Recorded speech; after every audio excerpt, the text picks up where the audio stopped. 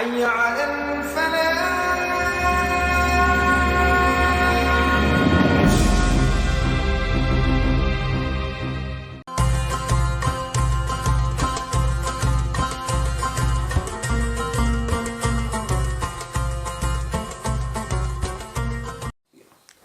Assalamualaikum warahmatullahi wabarakatuh. Alhamdulillah wassalatu wassalamu ala Rasulillah sayyidina Muhammad ibn Abdullah wa ala alihi wa sahbihi wa man walah. Amma ba'd, alhamdulillah pada kesempatan kali ini kita kembali melanjutkan pembahasan atau kajian daripada kitab Ihya Ulumuddin karya al-Imam Hujjatul Islam Abi Hamid Muhammad bin Muhammad Al-Ghazali At-Tusi rahimahullahu ta'ala wa nafa'ana bih. Sekarang kita masuk ke pembahasan sunnah-sunnahnya puasa. Di sini beliau katakan wa ammas sunan fasittun. Adapun sunnah-sunnah puasa yang paling menonjol di sini yang beliau sebutkan 6. Sebetulnya masih banyak lagi, tapi karena waktu yang tidak memungkinkan untuk kita bahas terlalu panjang, maka kita bahas apa yang beliau cantumkan dalam kitab Ihya Ulumuddin.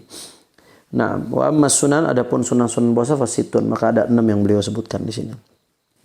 Ini adalah sunnah-sunnah yang sangat menonjol. Yang pertama adalah kata beliau ta'khirus sahur, mengakhirkan sahur. Tapi dengan catatan sekiranya diundur, jangan sampai waktu yang kita ragu-ragu sudah masuk waktu subuh atau belum. Nah, diundurnya sampai waktu yang kita masih yakin bahwasanya belum masuk waktu subuh. Jangan sampai diundur sampai kita ragu. Nah, sahur itu sendiri hukumnya sunnah. Sahur itu sendiri sunnah dan di dalam sahur ada keberkahan. Tasahharu fa inna fis sahur barakah. Sahurlah karena di dalam sahur ada keberkahan. Waktunya sahur masuk mulai dari setengah malam. Nah, ada sebagian orang yang merasa kuat, wah saya kuat, atau malas mau bangun. Jangan, sayang sekali. Di dalam sahur itu ada keberkahan. Ada keberkahan yang luar biasa. Nabi yang mengatakan tasahharu fa inna fis sahuri barakah. Bersahurlah karena di dalam sahur itu ada keberkahan. Kalau Nabi ngomong ada keberkahan, pasti di dalamnya ada keberkahan dari Allah Subhanahu wa taala. Kemudian di sini dilanjutkan oleh Imam Al-Ghazali ta'jilul fitr, menyegerakan berbuka dengan catatan sudah yakin waktu maghrib sudah masuk. Jangan sampai masih ragu sudah masuk waktu maghrib atau belum tapi sudah berbuka dengan alasan menyegerakan. Enggak. Menyegerakan ini ketika yakin bahwasanya waktu maghrib betul-betul sudah masuk, maka dianjurkan untuk menyegerakan berbuka. Dengan apa menyegerakan berbuka? Apakah dengan kolak? Apakah dengan gorengan? Apakah dengan pizza? Apakah langsung nasi? Tidak, yang sunnah yang diajarkan oleh Nabi ta'jilul fitr bit tamr, menyegerakan berbuka dengan tamr, korma. Nah, jadi begitu azan langsung bismillahirrahmanirrahim, Allahumma barik lana fima razaqtana wa qina adzabannar, makan korma. Dianjurkan kormanya ganjil, 1 atau 3 atau 5 atau 7, karena korma itu sangat bagus untuk tubuh. Ketika seharian tubuh kita tidak kemasukan makanan, dia libur, organ-organ kita belum siap untuk menerima makanan-makanan yang berat, tapi begitu dimakan korma, maka korma itu akan membuat pencernaan kita kembali siap untuk menerima makanan, dan itu sangat baik untuk tubuh. Jadi dianjurkan korma, dan dianjurkan lagi kormanya kalau bisa ganjil. Awilma ataupun air. Kalau nggak ada korma maka air. Yang bagus korma dulu baru air. Goblos salah, dan itu dilakukan sebelum sholat. Nah, ada sebagian saudara-saudara kita yang buka puasanya nunggu gelap. Nah, ini pandangan madhab di luar Ahlus Sunnah wal Jamaah. Amma Ahlus Sunnah wal Jamaah, adapun Ahlus Sunnah wal Jamaah sepakat bahwasanya berbuka itu waktunya adalah begitu masuknya maghrib, dan ketika sudah yakin maghrib masuk maka disunnahkan untuk mempercepat berbuka dengan korma. Kalau diundur-undur nunggu gelap maka tidak sesuai dengan sunnah yang diajarkan baginda Nabi Muhammad sallallahu alaihi wasallam. Nah, goblos salah. Nah, ada kadang-kadang sebagian yang langsung gorengan karena nafsu mungkin, atau langsung kolak, langsung pacar Cina, langsung es karena nafsu. Itu kurang baik dan itu melanggar sunnahnya Rasulullah SAW. Jangan lupa berbuka dengan korma, walaupun kelihatannya sederhana tapi di situ ada Rasulullah. Anda berbuka dengan korma walaupun kelihatannya sederhana tapi di situ ada Rasulullah sallallahu alaihi wasallam. Artinya ada hubungan batin antara Anda dan Rasulullah ketika Anda mendahulukan buka puasa dengan korma karena mengikuti Rasulullah. Maka di situ ada Rasulullah, membuat engkau semakin cinta kepada Rasulullah sallallahu alaihi wasallam dan mendapatkan pahala karena mengikuti Rasulullah, dan Allah ridha kalau kita ikut dengan Rasulullah sallallahu alaihi wasallam. Itu yang membedakan korma dengan makanan-makanan lainnya. Ketika berbuka, Anda berbuka dengan korma, maka di situ ada Rasul sallallahu alaihi wasallam, yaitu ada sunnahnya Rasulullah. Wa tarku siwak ba'da zawal. Disunnahkan juga untuk meninggalkan siwak setelah zawal. Nah, setelah zawal syams, setelah tergelincirnya matahari, itu masuknya waktu zuhur, maka disunnahkan kita untuk tidak bersiwak lagi. Kalau sebelum itu masih tetap sunnah siwak. Tapi kalau setelah zuhur disunnahkan untuk tidak bersiwak, karena siwak bisa menghilangkan khuluf famil shaim, bau mulut yang ada yang disebabkan karena puasa. Sedangkan bau mulut itu adalah bau mulut yang disenangkan oleh malaikat. Itu adalah bau mulut yang dipuji oleh Allah Subhanahu wa taala dalam hadisnya Rasul sallallahu alaihi wasallam. Maka makruh dihilangkan dengan siwak. Tapi wakhtira lam yukrah, ikhtiarnya Imam Nawawi sallallahu alaihi wasallam, ikhtiarnya Imam Nawawi radhiyallahu anhu, mohon maaf, ikhtiarnya Imam Nawawi radhiyallahu anhu, pendapat beliau enggak makruh walaupun ba'da zawal.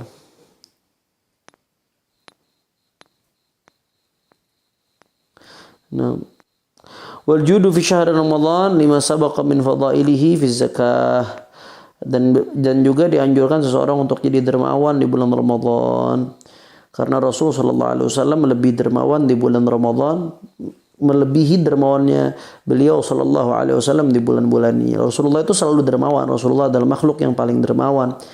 Kedermawanan Rasulullah itu tidak bisa dibandingkan dengan kedermawanan siapapun. Tapi begitu masuk Ramadan, Rasulullah ajwad, Rasulullah lebih dermawan lagi. Maka kita disunnahkan kalau bulan Ramadan itu banyak bersedekah, dermawan, bantu orang, pahalanya double dikali lipatkan.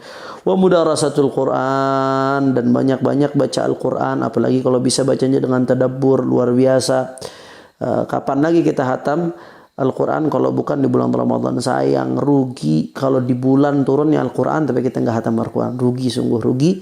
Di bulan Ramadan nggak hatam Al-Quran. Kapan lagi Anda mau hatam Al-Quran? Dari kecil kita sampai besar sudah berapa kali hatam Quran di bulan Ramadan? Maka sayang sekali. Quran itu bisa menerangi rumah kita. Kata Nabi SAW, Al-Baitul ladzi quri'a fil Quran yatara'a li ahli sama kama tatara'an nujum li ahli ard. Rumah yang dibacakan di dalamnya Al-Quran itu nampak terang benderang bagi penduduk langit, sebagaimana terangnya bintang bagi penduduk bumi. Makanya terangi rumah kita dengan Al-Quran. Jadilah orang-orang terbaik karena Al-Quran. Khairukum man ta'allama Al-Quran wa 'allamah. Jadilah kalian adalah orang-orang yang membaca kalam Allah Subhanahu wa taala, karena afdalnya ibadat umat Rasul sallallahu alaihi wasallam adalah baca Quran, apalagi di bulan Ramadan. Sayang, rugi. Imam Syafi'i itu kalau sudah masuk bulan Ramadan hatam Quran sehari semalam 2 kali. Siang 1 hataman, malam 1 hataman. Kita berapa kali? Sebulan sekali aja udah luar biasa. Makanya jangan sampai keluar Ramadan kita tidak hatam Al-Quran, rugi. Kapan lagi mau hatam Al-Quran kalau bukan bulan Ramadan? Tapi kalau Ramadan sudah bisa hatam Al-Quran, maka insya Allah di luar Ramadan Allah tuntun kita untuk bisa membaca Al-Quran. Wal i'tikaf al masjid la siyama fil ashr al akhir. Disunnahkan untuk memperbanyak i'tikaf di masjid. Apalagi di 10 malam terakhir itu disunnahkan i'tikaf memperbanyak. Fa huwa adatu Rasulullah sallallahu alaihi wasallam. Itu adalah kebiasaan Rasulullah i'tikaf di 10 malam terakhir Ramadan.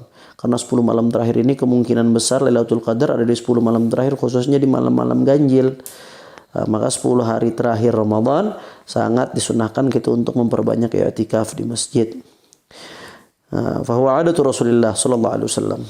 Naam, wa kafa bihi uswah.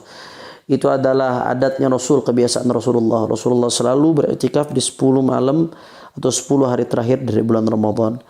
Karena idza dakhala al-ashr al-awakhir tawal firash wa shadda al-mi'zar. Naam, wa da'aba ma'ahu ahluh, ay adamu an-nasab fil ibadah. Idh fiha lailatul qadr wal aghlab annaha fi awtariha. Naam. Kata Imam Ghazali, beliau meriwayatkan satu hadis atau ma ma'nal hadis. Ini hadisnya aslinya diriwayatkan di Bukhari. Nah, Rasul sallallahu alaihi wasallam itu kalau sudah masuk 10 malam terakhir, Rasulullah melipat kasurnya. Rasul sallallahu alaihi wasallam mengencangkan sarungnya, ikatan sarungnya. Artinya Rasul sallallahu alaihi wasallam kinayahan an-nasab fil ibadah, dawam al-ijtihad fil ibadah. Rasul sallallahu alaihi wasallam itu sangat bersungguh-sungguh. Ditinggalkan dulu yang lain sama Rasulullah, fokus ibadah di 10 malam terakhir atau 10 hari terakhir bulan Ramadan.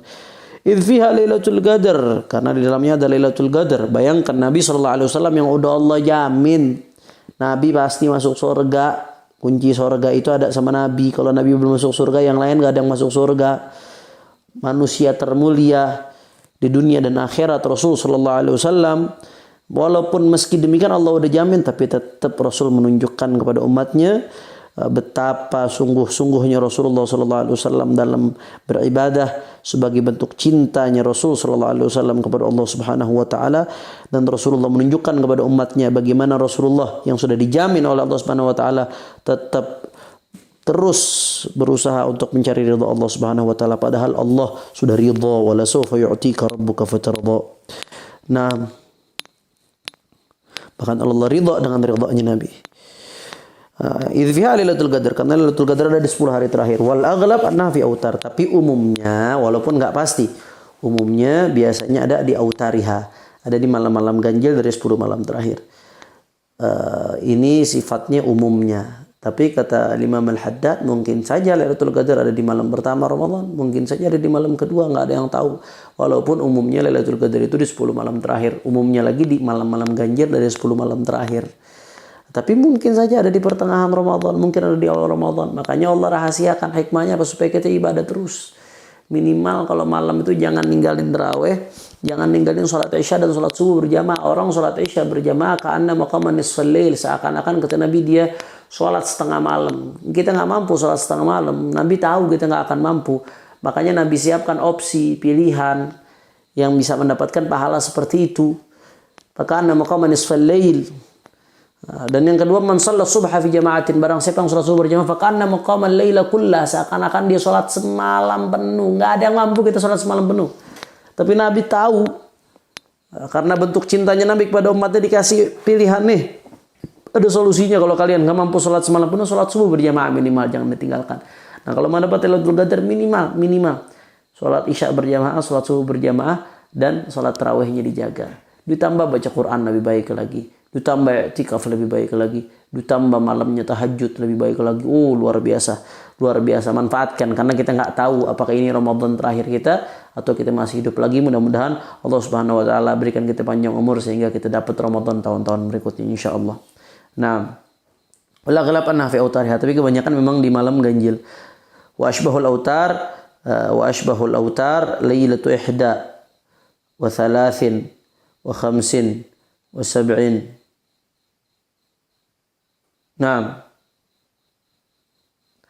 dan yang kemungkinan paling besar dari malam-malam ganjil tersebut adalah malam 21, malam 23, malam 25, dan malam 27. Di antara 4 malam ini yang kemungkinan paling besar, kata Imam Al-Ghazali. Nah, mudah-mudahan Allah Subhanahu wa taala berikan kita malam Lailatul Qadar sehingga kita termasuk hamba-hamba yang dimuliakan oleh Allah dengan malam Lailatul Qadar. Dan mudah-mudahan Allah ampuni semua dosa-dosa kita, Allah angkat derajat kita, Allah Subhanahu wa taala terima taubat kita, taubatan nasuha, sehingga kita dianugerahi oleh Allah Subhanahu wa taala malam Lailatul Qadar. Allahumma fariqil furqan wa munzilal Qur'an bil hikmati wal bayan. بارك اللهم لنا في شهر رمضان ووفقنا للقيام والصيام ووفقنا لقيام ليلة القدر فيه. اللهم إنا نعوذ بك أن يطلع فجر هذه الليلة وعلينا مؤاخذة بذنب يا من يغفر الذنوب جميعا يا رحيم يا ودود يا ذا العطاء والفضل العظيم والجود يا أرحم الراحمين. وصلى الله على سيدنا محمد النبي الأمي وعلى صحبه وسلم. Alhamdulillah rabbil alamin. Ini saja yang saya sampaikan. Mudah-mudahan yang sedikit ini yang saya sampaikan bisa bermanfaat. Lebih kurangnya mohon maaf. Wassalamualaikum warahmatullahi wabarakatuh.